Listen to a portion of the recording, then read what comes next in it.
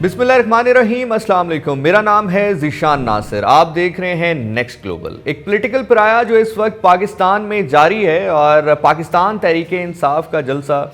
धरना प्रोटेस्ट जो कि डी चौक के मकाम पर मौजूद रहा। कहा यही जा रहा था कि शायद ये वो मकाम होगा जहाँ से शायद पाकिस्तान तहरीक इंसाफ के जो कारकुनान हैं वो इमरान खान साहब की रिहाई का परवाना लेकर ही उठेंगे, लेकिन ऐसा हो नहीं सका। बहुत सारी लीडरशिप की आप कह लीजिए कि हिकमत अमली दुरुस्त ना होने की वजह से एक सेटबैक का सामना जो है पाकिस्तान तहरीक इंसाफ को करना पड़ा। और जो तज्जिया निगार हैं, जो सियासी तज्जिया रखते हैं, उनका अब यही कहना था, जो एक एपिसोड हुआ डी चौक के ऊपर, उसके बाद उनका यही कहना था कि शायद अब बानी चेयरमैन पाकिस्तान तहरीक इंसाफ इमरान खान साहब को और पाकिस्तान तहरीक इंसाफ को इसका खमियाजा भुगतना पड़ेगा, जो शायद अब हमें प्रैक्टिकल होता हुआ नज़र भी आ रहा है। आज जब राजा बशारत साहब जो कि साबिक वज़ीर कानून हैं वो पहुँचे अडयाला जेल में इमरान खान साहब से मुलाकात करने के लिए, तो उनको वहाँ से अरेस्ट कर लिया गया। उनके साथ उमर अयूब साहिब भी मौजूद थे और कहा ही जा रहा है कि 9 मई के वाक़यात में इनको अरेस्ट किया गया है। और अब से कुछ दिन पहले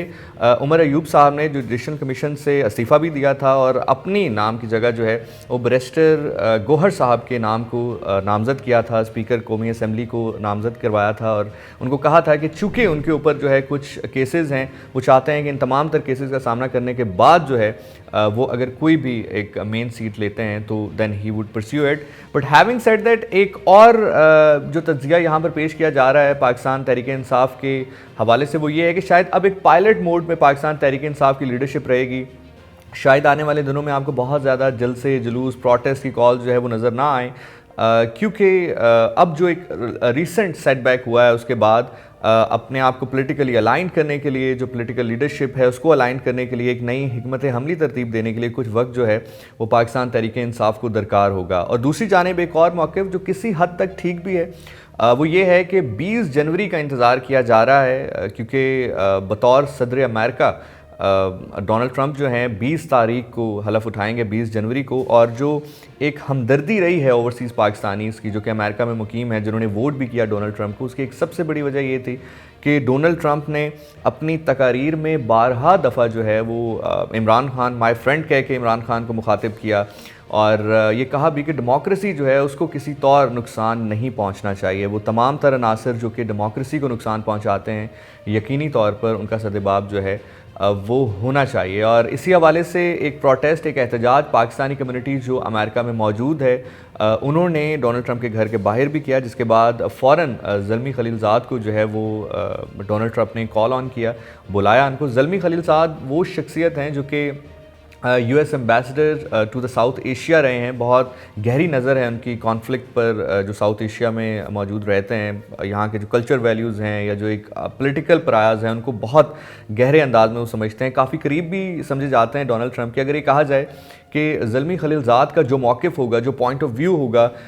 शायद 90% डोनाल्ड ट्रंप जो है उसके ऊपर एक्ट अपॉन करेंगे, तो डेफिनेटली ये गलत नहीं होगा। अब ऊँट किस करवट बैठता है, क्या मामलात होते हैं 20 जनवरी से पहले या 20 जनवरी के बाद भी। अब से कुछ दिन पहले सोशल मीडिया पर एक न्यूज़ सर्कुलेट भी हो रही थी कि शायद 7 दिसंबर की एक और कॉल दी गई है पाकिस्तान तहरीक इंसाफ की जानिब से, लेकिन ये तमाम तर क्या साराइयाँ उस वक्त रद्द हो गई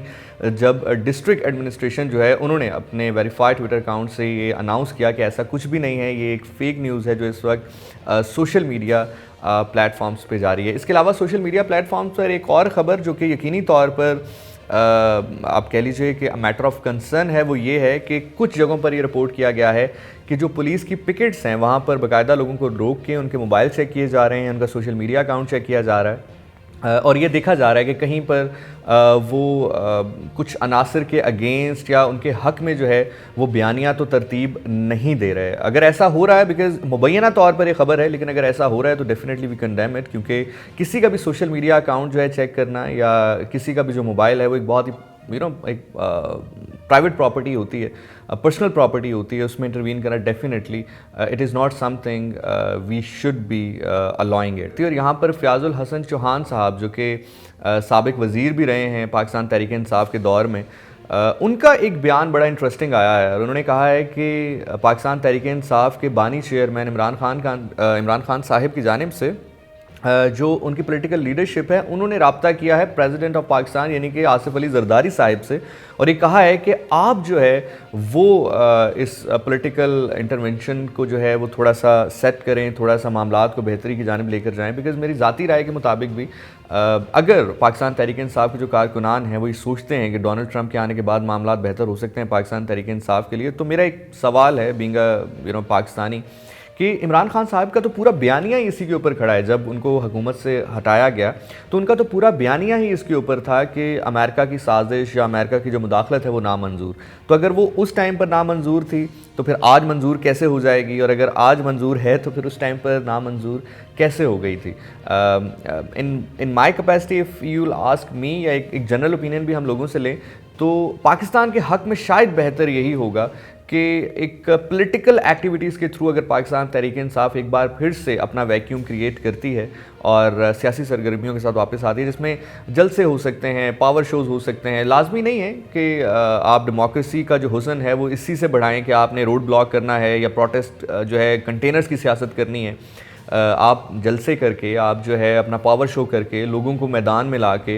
लोगों से गुफ्तगू करके, अपना एक बयानिया मुरतब करके, डेफिनेटली ये तमाम तर चीज़ें जो हैं वो आप इकट्ठी करके चीज़ों को बेहतर कर सकते हैं। सो अब ऊँट किस करवट बैठता है इसका इंतज़ार हमें भी है, आप सब की तरह। लेकिन जो सबसे शॉर्ट पीरियड ऑफ टाइम है शायद वो 20 जनवरी का है। 20 जनवरी तक तो हमें कुछ ऐसा होता नज़र नहीं आ रहा है जिसको कहा जाए कि शायद कुछ out of the way Pakistan Tehreek Insaf करने का सोचेगी। अब 20 जनवरी के बाद क्या होता है, किस तरह से जो अमेरिका की गवर्नमेंट है वो प्रेशराइज़ करती है पाकिस्तान की हुकूमत को या इस्टेब्लिशमेंट को। बिकॉज़ कहीं ना कहीं एक फ़ैक्ट ज़रूर है कि चूँकि पाकिस्तान के जो इकनॉमिकल क्राइसिस है वो इतना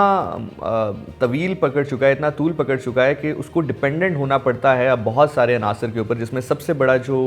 अनासर है उनमें IMF है। IMF से कर्ज़ा लेना पड़ता है। एंड ऑब्वियसली अगर कहीं ना कहीं किसी मकाम पर अमेरिका की जो गवर्नमेंट है, जो उनकी